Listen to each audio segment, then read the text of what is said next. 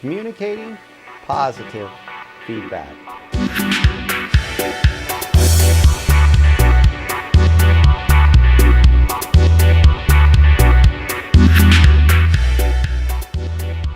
Hi everyone, Dennis Gilbert. Today I want to talk with you about communicating positive feedback. When you think about delivering feedback or sending feedback messages in your workplace, how effective you are at delivering those messages with a positive reflection will have a lot to do with how well your team works together, how well they solve problems, and quite frankly, how well they share in the success.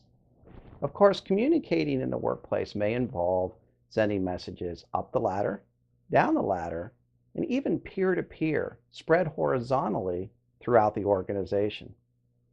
Let's look at an example.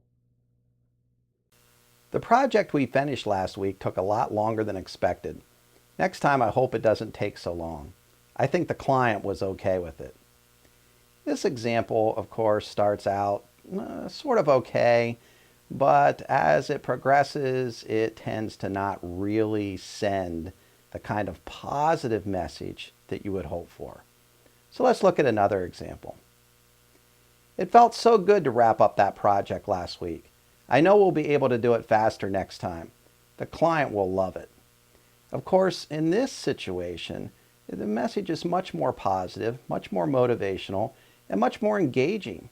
Because let's face it, for most businesses or organizations, the client or the customer is really the top priority. You probably noticed some subtle differences between the two messages.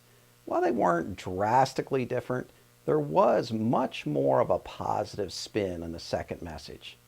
Let's take a look at another example set, this time focusing on direct reports. You've done a lot of great things in the past year. But let's talk about a few things that didn't work out so well. For example, you don't get along well enough with other people. Of course, the last sentence there, the last part of it, really starts to take a twist downhill. It starts out okay with a little bit of positive reflection, but really starts to spin or twist the message into a very negative or more critical delivery. Let's look at an example that might be a little bit more positive. The past year was a big success. Your contributions really made an impact. Next year, I'm looking forward to enhancing collaboration and teamwork across the entire department. Do you have any ideas how we could make that better? Clearly, the second message was much better than the first. It's important when we're trying to deliver positive feedback that we consider how the recipient of that feedback may react.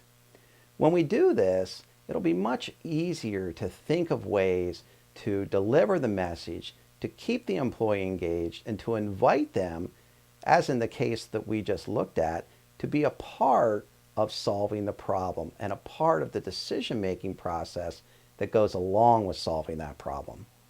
Of course, not every situation or not every communication will be this easy.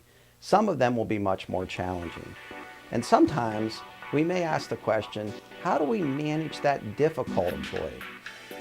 If you have a truly difficult employee, the key is to make sure that you've exhausted all of the positive communication feedback avenues before taking that conversation to the next level. Unfortunately, in some cases, we may have to take the conversation to the next level. But until that time, keep delivering positive feedback.